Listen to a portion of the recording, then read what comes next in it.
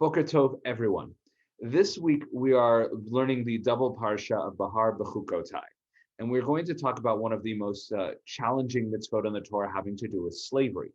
Now, oftentimes when there's a mitzvah in the Torah, for example, eye for an eye, the rabbi's response to that, because it's so troubling to think that, you steal from someone, which is bad and wrong, but that they could take out your eye, cut off your hand, that can't be what it means. So the rabbis say that's not what it means. They reinterpret, they recontextualize different mitzvot and say it's not as bad as you think it is. So we are going to look at the mitzvot of slavery, both for Jews and non-Jews, and we're going to look at the rabbinic response to it over the ages. And what we're going to see here is that attempt to recontextualize and really, soften the blow doesn't seem present here. And with many of my classes, there's often, welcome back, Isabel. With many of my classes, when the rabbis, or just many of my classes in general, is there's usually kind of a conclusion. Well, we can all wrap this up very nicely because here's how it all works. And what I think we'll find today is there's not really a good resolution to this. We're going to kind of be left with an open challenge regarding slavery. And as we'll talk more about the class, at this point in Judaism, slavery is a no-go. But at some point, it was more than accepted. And there are plenty of people who could look at these sources that we'll look at and say that fundamentally, slavery is permitted in the Torah, and the rabbis didn't really fight back against it. We'll see one rabbi who started it, but even then, he still sort of accepted it as an institution. So we'll kind of have some more opportunity to think ourselves, what's going on here? And we could just, talking about slavery in general, think about the German philosopher Hegel and like Hegelian philosophy is like, look, it was a different time. And in the context of thousands of years ago, people thought about slavery differently. Slavery looked different.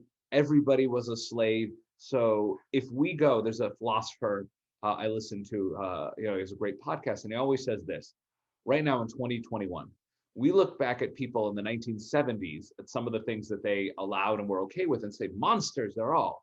Well, he's like, look, in 2035, he's like, I guarantee you there will people that look back at us in 2021 and some of the things that we do and say, what a backwards, archaic society with allowing the climate change and driving cars and all these things like that. So there is some truth to that. But for us, the Torah is not, we do not approach it as a document of relative morality. It made sense back then because that was a document appropriate for the time. We're looking for universal truths. And when one of those truths is deeply troubling, we generally reinterpret it. But again, we don't do that here. And why? And again, I don't have a good answer. So with all that background, unless there are any other questions before we get started, we can jump into the sources. So Jane, as you can see, I just unmuted you.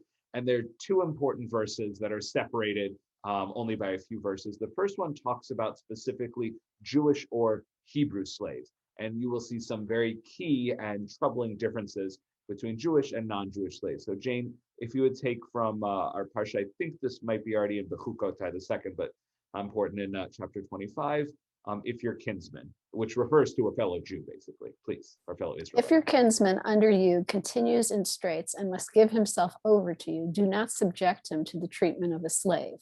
He shall remain with you as a hired or bound laborer. He shall serve with you only until the Jubilee year. So a lot of important thing here. If someone's going to say in the Torah they had Hebrew slaves, slave is just absolutely not the right word. So when they talk about, a lot of people ignore the next source that we'll read and say, oh, slavery in the Torah is really just indentured servitude and it had an end to it, either the Yovel year or the Shemitah year. There's a lot of things like it's not permanent. They can't be treated like a slave, and nobody can just be taken as a slave. Like the horrible history in America of literally going to other countries and stealing human beings. No, the Torah is talking about somebody who's, look, I can't pay my debts. I will work for you for 10, 15 years until you pay off my debt, and I'll be your servant. Obviously I lose some of my freedom, but you still have to treat me with respect, kindness. That's not what slavery is.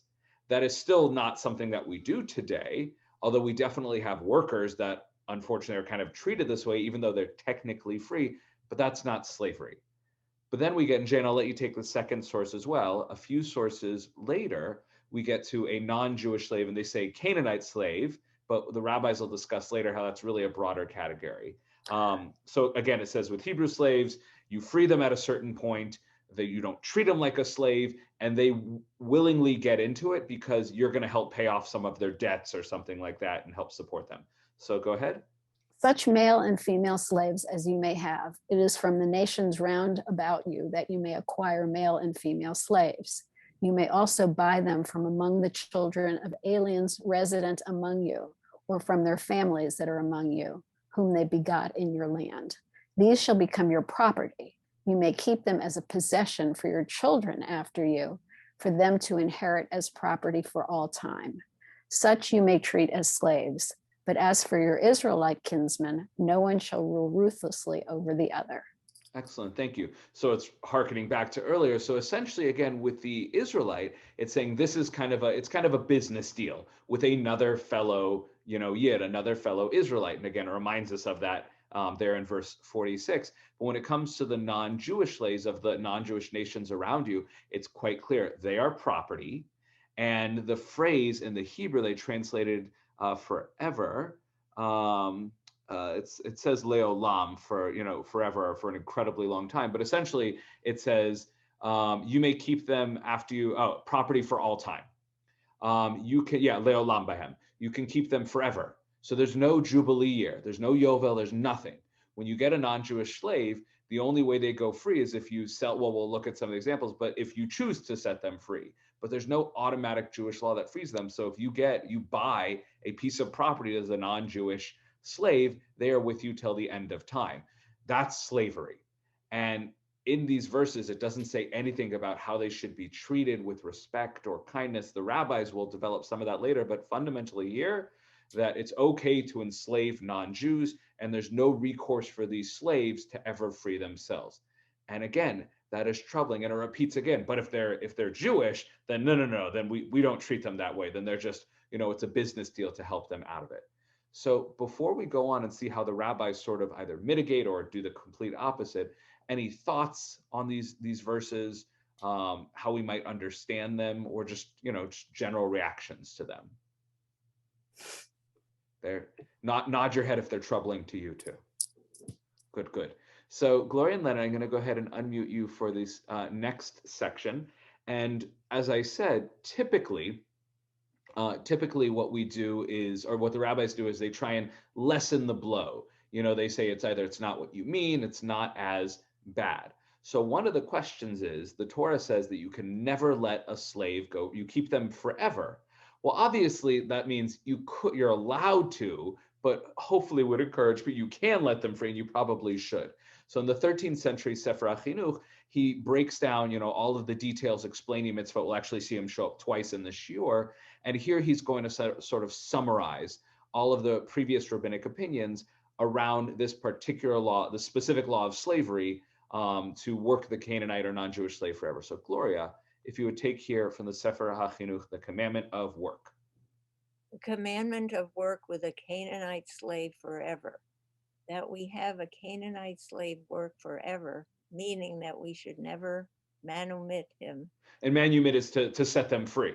So work forever means literally just never let them free. Continue. He should only go free for suffering the loss of a tooth or limb, as it appears in Scripture, Exodus, or from the main limbs that are similar to them, meaning limbs that do not grow back, as the accepted traditional explanation comes about this, Kiddushim. As it is stated, Leviticus, No worries. You shall, as it is stated, Leviticus, you shall work them forever, and they, may their memory be blessed, said, Rav Yehuda said, anyone who manumits his slave is in violation of a positive commandment, as it says, you shall work them forever. So pause there for a moment before we go on. There's two important things here. One is the Torah does actually have one way for a non-Jewish slave to be set free, but it's quite, it's awful. Is basically if they are injured, like not just like beaten, but actually like injured, like their eye is poked out, hand cut off, etc., like that. Now, that we can learn from that, that obviously the master cannot be too aggressive. So already there is an important distinction between, the modern American slavery and other slavery that exists in this world today, and the Torah slavery, which is that the injuries can't be that severe. And that's, again, not much of a distinction, but clearly there is some consideration for them being, created in the image of God. So there's one way to get out of it, and the rabbis speak about some others. But the second thing here, which again is very disturbing, is instead of it saying, look, technically you could keep them forever, but no one ever does that, and you absolutely should do it, except here the rabbis learn out that you can't. It's actually forbidden to set your slave free. Not only can you keep them forever, you must keep them forever. Go on, Gloria. And anyone from all the other nations who was acquired by a Jew as a slave is called a Canaanite slave. But all slaves, here, do you want me to take over so you can get that call? It looks like they really want to talk to you. But all slaves are attached with the name Canaan, because Canaan was cursed to be a slave, he and his progeny forever. And even though the section in which we were commanded to subjugate them is speaking about Canaanites, as it is written, Leviticus, from the peoples that surround you, may you purchase a slave or maidservant. And it is written earlier in Leviticus to give to you the land of Canaan.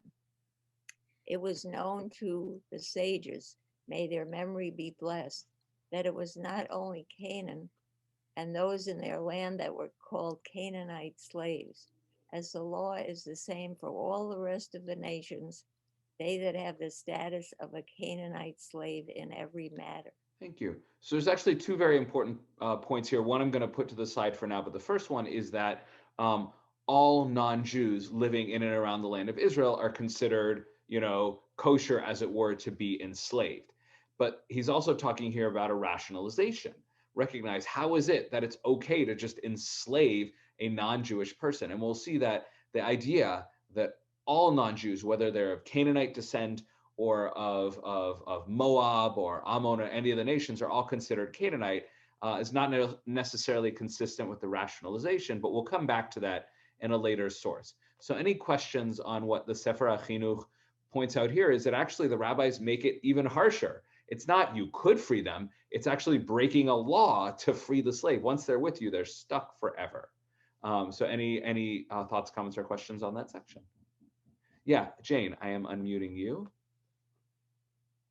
Sefer HaChinuch is the book of all the mitzvot, right? So Correct. Is this considered a positive mitzvah to have slaves?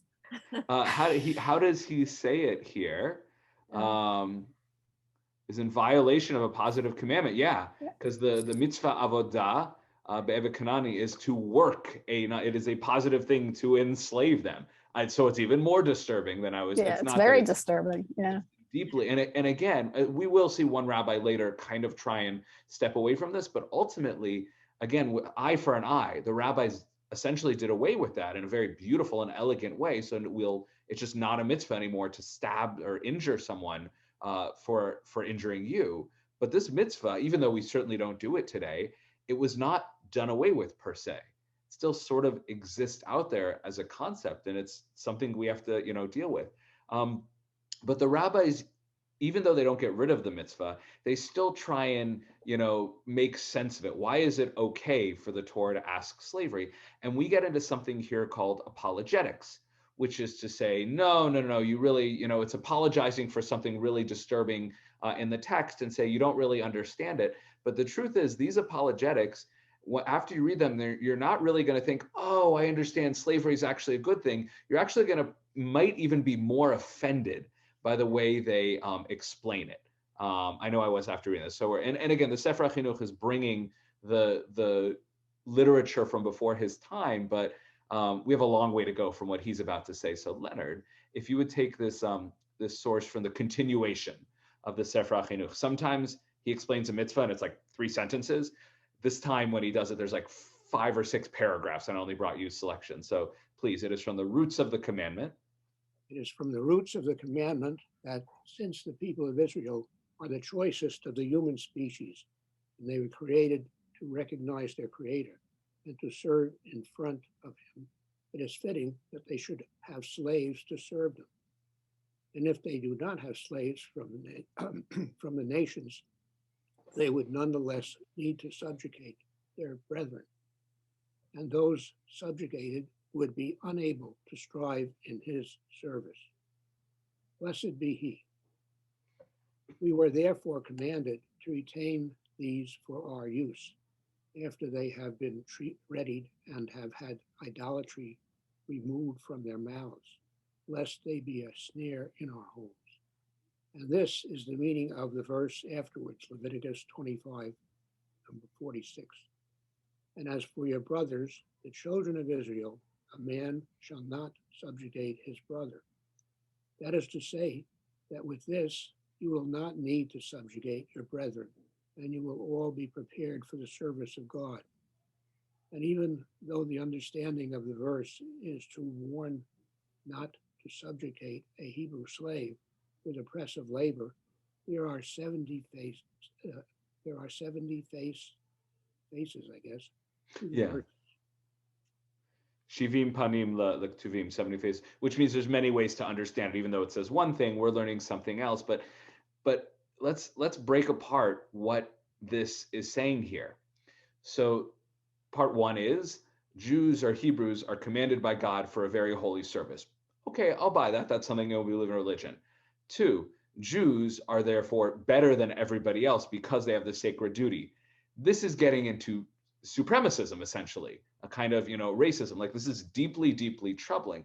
And then the third part, and again, this sounds very much like a kind of modern, pre-Civil War racism and or slavery, and really racism, is that because Jews or Hebrews are better, we don't want to be enslaving ourselves because we need to be freed up to do worthy work, but the people who are not as worthy as us, who are not as important or good or choice as us, we'll enslave them to free ourselves up to serve God. Now, you can see a sort of perverted logic behind that. It's not that we want to subjugate the other people, it's that we have a duty to serve God. And well, let's all agree that serving God is the most important. Now, obviously, not everyone agrees that, but let's say in that world, you could probably, non-Jewish peoples would agree that serving gods in general is the ideal. So the Hebrews say, oh, if you agree with that, we're going to make you our slaves so we have more time to serve our God. So it's just like this perverted kind of rationalization that is so deeply troubling. So again, instead of us climbing out of the hole, we're digging ourselves deeper into it. Now, there's some part, there's a part beyond this class, which is, why was this here? Was it, again, as I talked about, like back in the day, slavery was just acceptable, and the idea that some people were better than others was just acceptable?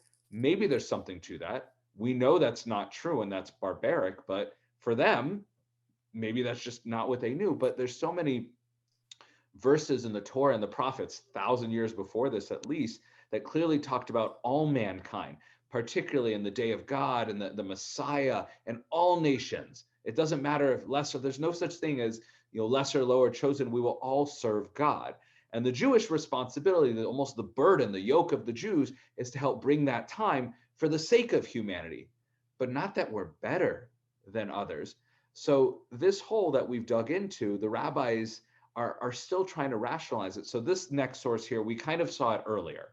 It was mentioned in the Sefer HaChinuch, but I want to look at it more spelled out inside, is how can it be okay to enslave the descendants of Canaan, who become the Canaanites? So Isabel, I'm going to go ahead and unmute you. And this is a beautiful work. It's known as the Shla, Rabbi, I think, Isaiah Horowitz, Sheo Horowitz, and his work, Shnei Luchot Habrit. And he tries to understand how it's okay to enslave these particular people. So Isabel, please. This rule of owning Gentile slaves permanently, as opposed to Jewish servants, is rooted in the status of Canaan as a slave since the days of Noah. The status was conferred upon him in retaliation for his having uncovered the nakedness of his grandfather. The curse is connected with the original pollutant introduced into Eve as a result of the serpent having mated with her. Israel was called, Achicha, your brother. having been created in the You just skipped to the English, the image of God. the image of God. When one does not behave like a brother, Achicha. by such deeds as behooves a person created in the image of God, then the Torah will apply the epithet of such to such a person. Excellent, thank you. So, There's a, again, we kind of touched on this rationalization earlier. How can the Torah allow us to enslave human beings? So the first explanation, and this isn't really an apologetic, this doesn't, make it okay per se, but it's consistent with the history of the Torah, is that Canaan was one of the sons of Noah, who, when his father was drunk, walked in on his father and was cursed to be a slave. So obviously, people can debate about, this is what I was mentioning earlier. So shouldn't that only apply to direct descendants of Canaan, where the rabbis say it applies to all the non-Jews living around them? So there's a lot of troubling, inconsistent, unclear things around here. But again, within the Torah, we say, how could people be suffering the destruction of the temple or this? And it's because God said, if you do such and such, then the temple, or you'll suffer exile, these terrible things will happen.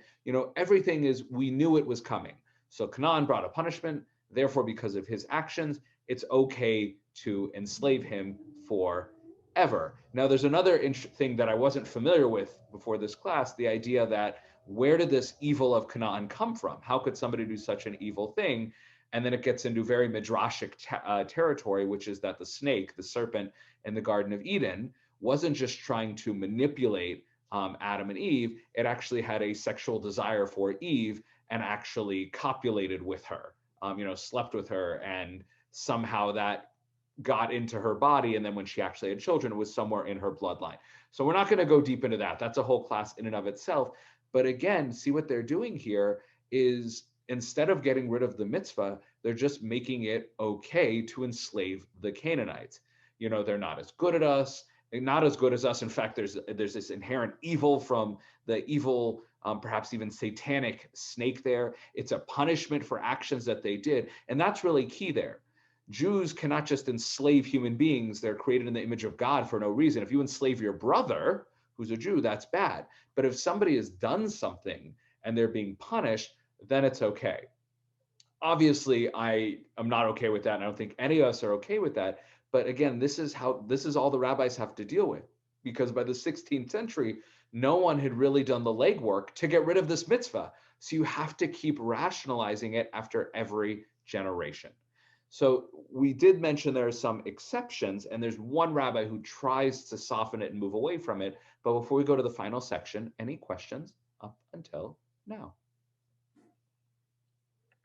Excellent. Jane, I'm unmuting you anyways to read the second source. I don't know if you had a question as well. Just waiting for you to click. Can't hear you yet. Just thinking in the 16th century, slavery had not been abolished anywhere anyway. At this point, yeah. Yeah. And that's exactly is when I was looking, and this is the interesting thing. So I was looking for contemporary rabbis, even, Rabbi Sachs Zatzal, to, find something where they would, explain this and put this in context.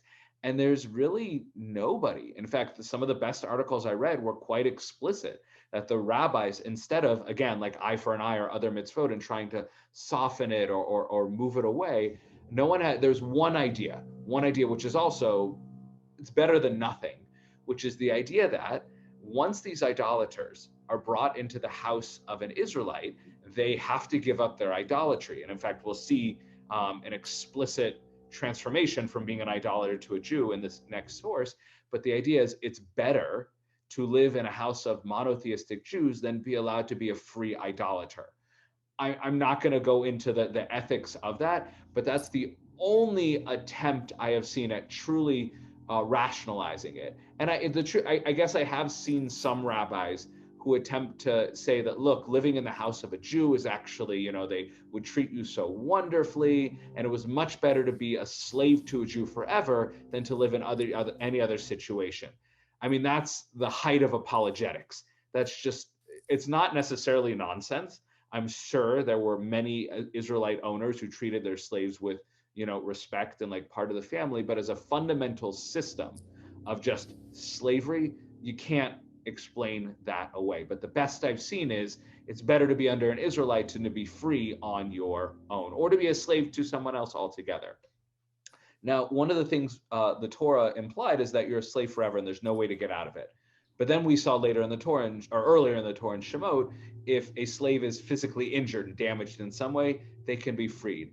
And there's one other very peculiar exception that comes up in the Talmud, a famous story. And I've actually been at one of my shuls where someone suggested we actually do this. And you'll understand that in just a moment. So Jane, please. Oh, again, okay. Once Rabbi Eliezer entered a synagogue and not finding 10, he liberated his slave and used him to complete the 10. This was because he liberated him. Otherwise, he could not have done so. He really required 2, and he liberated 1, and 1 he used to make up the 10. But how could he act so, seeing that Rav Yehuda said, if one liberates his slave, he transgresses a positive mitzvah, since it says, they shall be your bondmen forever. If it is for a religious purpose, it is different. But this is a religious act which is carried out by means of a transgression. A religious act which affects a whole company is different. So here, again, the Torah said you keep them forever. But then we already see that there's an exception in the Torah, which is if they're damaged or injured, you can let them go. And here, Rav Eliezer freed his slave, and there is, within rabbinic and Torah law, the idea that if a non-Jewish slave is freed, they automatically become Jewish. You did them in the mikveh and everything like that, but that still breaks a mitzvah. You're not allowed to free a non-Jewish slave. You can't do a mitzvah by sinning. Well, if it's for the sake of the whole community, it's fine. So the joke was that at my old synagogue, if we were ever waiting around for a 10th man, and the head of the maintenance staff was walking by, we'd always call him in and joke, be like, hey, you in the mood for a bris today? So it did not have to happen. We always ended up getting our 10th man, thank God. But this is a real thing. I don't think this is really ever done, but we actually find that actually in the Sefer Chinuch, that the rabbis, and maybe this was the rabbis' way of kind of mitigating or lessening this mitzvah, is they add a few other things. They say that this non-Jewish slave could be sold. There are a few ways to set them free. However, other than injuring them, which is awful, a Jew can and perhaps should keep them forever. Now, again, as we saw, why should they keep them forever? Well, because they're being punished, and we don't want to let them get out of their punishment going back to their ancestor. Well, children are not, punished for the sins of their fathers. We ignore that. And the other one is, well, it's much better to stay a slave under the Jews than to be free. Again, there's just very, very hard. It's impossible really to defend that, even though we have it on the books. But again, the rabbis really just didn't, I'm not going to say that the Torah is broken, but they really just didn't fix this in the way they did with other mitzvot. And that's a key thing here. I'm not going to say, oh, the Torah made a mistake. It's beyond our understanding. And I'm saying that as a religious person. But ultimately, I would expect that in this mitzvah, based on what we have done with other mitzvot, we would have done more with it. And the best attempt that really anyone classically has done to sort of ease us away, to not get rid of the mitzvah, but kind of push us away from it slowly, is Rambam and his Mishnah Torah. So I'll take this final source. So he starts with mutar. It's permissible to work a non-Jewish slave harshly. Yet, although this is the law, and this is what we've been looking for, you can do it, but really you shouldn't. The way of the pious and the wise is to be compassionate and to pursue justice, not to overburden or oppress a servant, and to provide them from every dish and every drink. So too, you should not denigrate a servant, neither physically nor verbally. The Torah made him your servant to do work, not to be disgraced. Do not treat him with constant screaming and anger, rather speak with him pleasantly and listen to his complaints. And similarly, with regard to the attributes of the Holy One, blessed be he, which he commanded us to imitate. It is written in Psalms 145:9, his mercy is upon all of his works, Jew and non-Jew alike. And whoever shows mercy to others will have mercy shown to him. As implied by Dvarim, he will show you compassion, and his compassion merciful increases you. So the Rambam here has not gotten rid of the mitzvah. The mitzvah of having a non-Jewish slave forever continues. However, what he's done is, in the Torah, it's pretty clear that the way a Jewish or Hebrew slave is treated, they're not slaves, and the way a non-Jewish slave is treated is quite different. And Rambam basically closes the gap.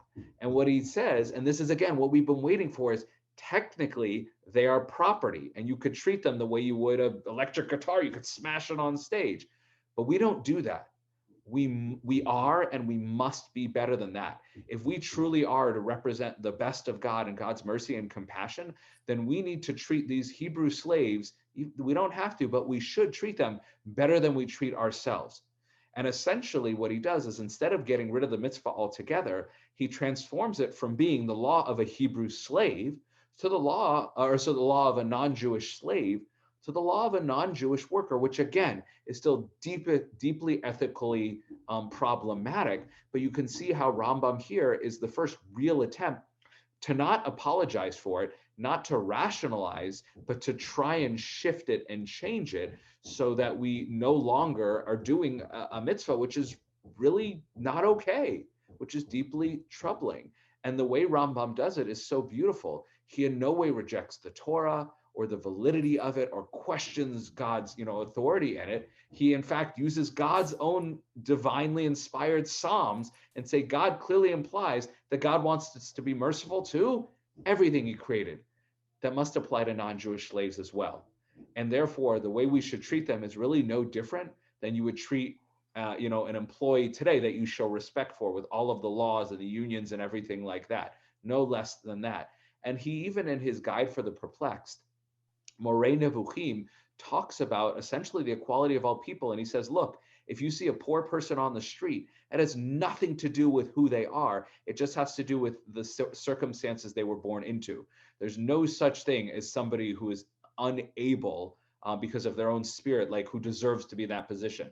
Everyone is equal. Sometimes people are just dealt a bad hand, but everyone is ultimately equal. And unfortunately, non-Jews in the Torah were in a position where they could be slaves, but that's not because of any failing on their own part. So Rambam really tries to move the needle. Now, ultimately, again, the mitzvah is still accepted, and we have to accept that a troubling mitzvah is still on the books. But Rambam has started the conversation of saying that we can live in a world where there are deeply disturbing things that are part of our world, but we don't have to accept them. And we can try and move away from them without rejecting our traditions and those who came before us.